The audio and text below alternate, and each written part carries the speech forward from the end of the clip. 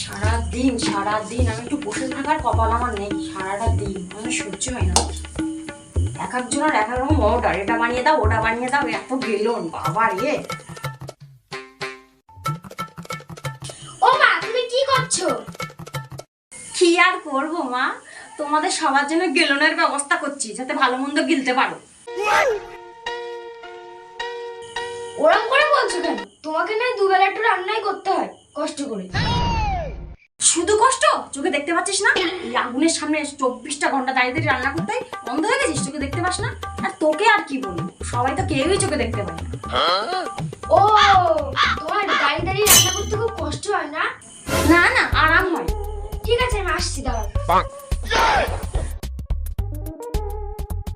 মা, রান্না করতে খুব কষ্ট হয় বলো? ওই আবার এসেছে জ্বালাতে। কি হয়েছে? যাতে তুমি সারা জীবন বসে থাকতে পারো আমি সেই ব্যবস্থা করেছি। কি ব্যবস্থা করেছিস? দেখো, তোমার জন্য ফিরে এনেছি।